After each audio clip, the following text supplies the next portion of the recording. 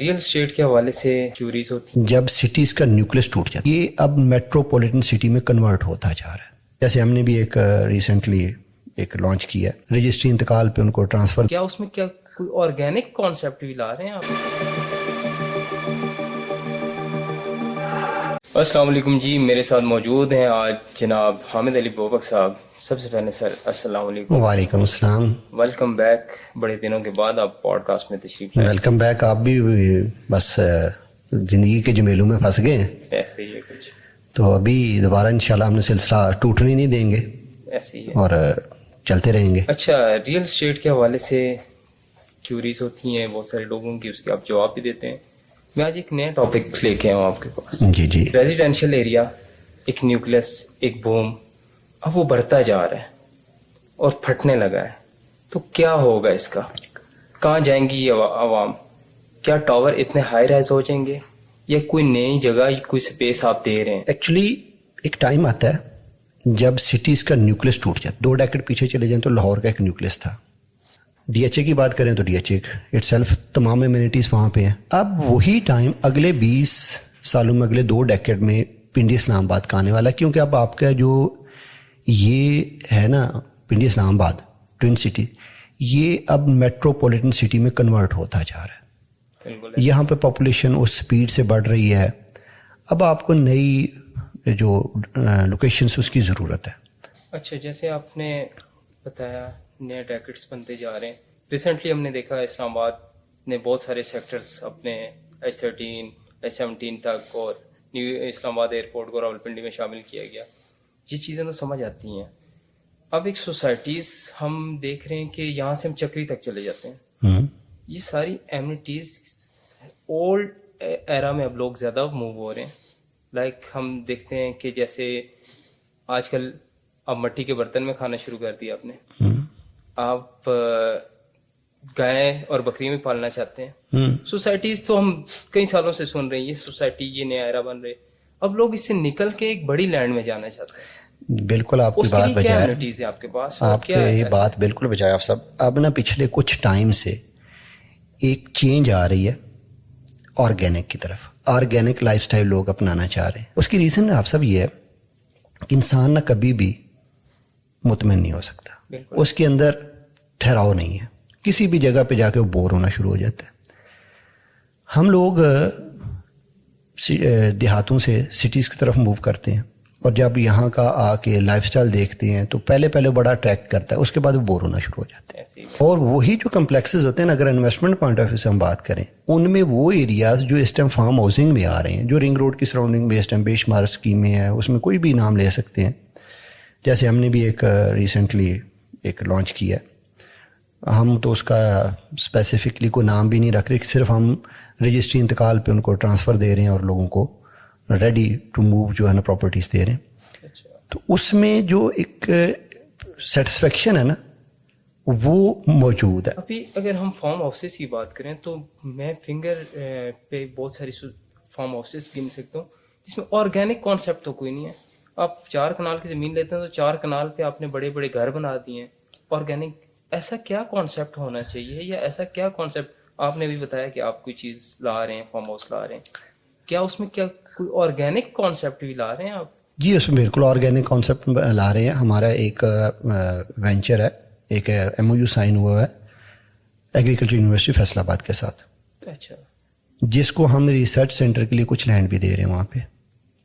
ہماری کوشش یہ ہے کہ ہمارے جتنے بھی ریزیڈنٹس ہوں نا، 4 کنال کا اگر ایک فارم ہے تو اس میں سے 1 کنال ہم ان کو ہینڈ اوور کر دیں، جس پہ وہ اپنا ریسرچ سینٹر چلائیں، جس میں وہ آرگینک ویجیٹیبلس، آرگینک آپ کی ویٹ ہے اور اس طرح کی چیزیں نا وہاں پہ کاشت کریں، اور جتنے بھی اونرز ہوں وہ ان کو پرووائڈ کی جائے. اس ٹائم پہ ہمارے پاس تقریباً 100+ فارم ہاؤسز ہیں 4 کنال کے، اور ساتھ میں ہمارے پاس اس ٹائم پہ ریڈی لوگ وہاں پہ اپنی کاشتکاری کر رہے ہیں.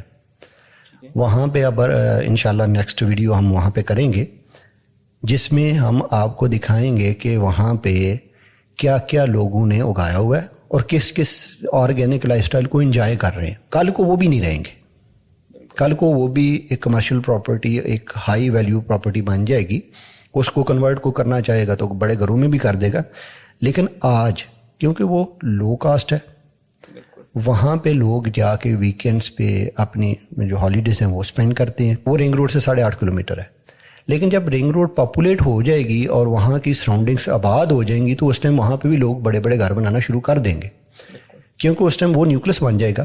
تو اس نیوکلس کے اندر رہتے ہوئے پھر ان کی ڈیمانڈ ہوگی ہم یہیں پہ رہیں.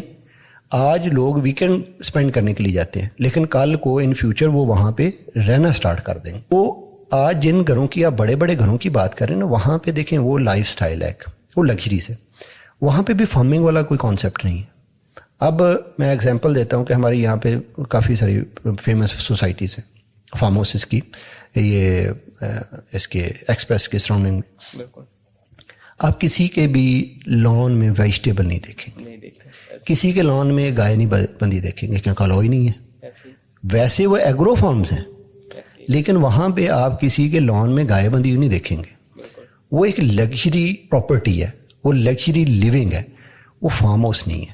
فارم ہاؤس کا کانسیپٹ یہ ہے کہ جہاں پہ آپ کے پاس آرگینک آپ کی ایٹیبلس جیسے ویجیٹیبلس ہیں, جیسے اس میں آپ ویٹ کاشت کر سکتے ہیں اور باقی چیزیں کاشت کر سکتے ہیں, آپ اپنی گائے رکھ سکتے ہیں. آپ مجھے کسی بھی فیمس جو فیمس ہے یہاں پہ وہاں پہ گائے کا بنا کے دے, نہیں بنا سکتے. تو جب وہ پھر اگر بنا نہیں سکتے پھر فارم ہاؤس کس چیز کا؟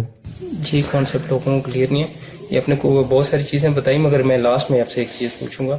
ایک عام بندہ جو میرے دیکھنے والے ہیں سننے والے ہیں ان کے لیے فارم ہاؤسز بزنس ماڈل کے لیے کیسے ہیں؟ دیکھیں بزنس ماڈل کی اگر ہم بات کریں اس ٹائم پہ جو لمبی بات ہو جائے گی, لیکن تھوڑا سا اس کو ایکسپلین شارٹ کر دیتا ہوں.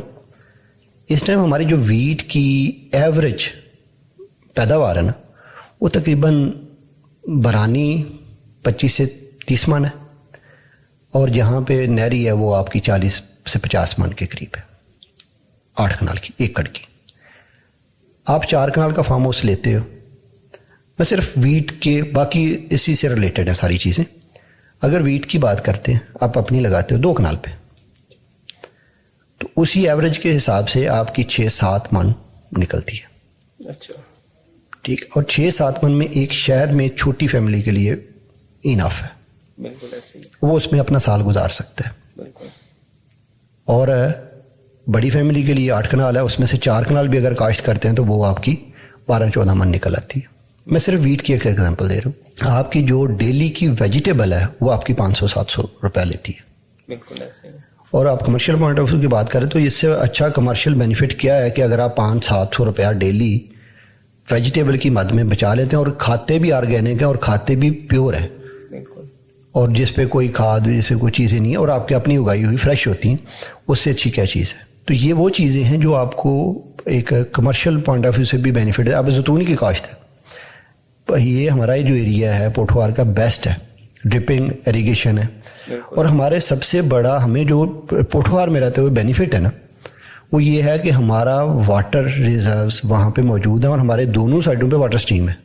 اچھا.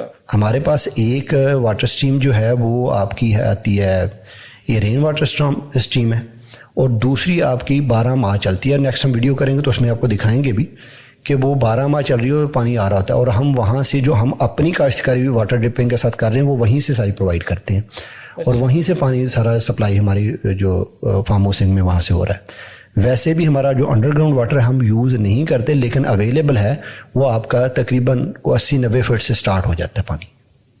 زبردست. اچھا, اتنا سسپینس کریٹ کر دیا ہے تو جاننا چاہیں گے بہت سارے لوگ کون سا پروجیکٹ ہے جناب حامد علی بابک صاحب کا, اتنی بہت ساری ایمینٹیز کے ساتھ آ رہا ہے. اسی کے بارے میں مزید معلومات اگر آپ کو چاہیے تو بہت جلد ان کے یوٹیوب چینل اورا پراپرٹیز پہ آ رہی ہے ایک نئی ویڈیوز جس میں تمام ڈیٹیل انہی کی زبانی آپ سنیں گے بہت جلد. Stay tune. بہت شکریہ. اللہ حافظ. اللہ حافظ. اپنا خیال رکھیے گا, انشاءاللہ ملاقات ہوگی.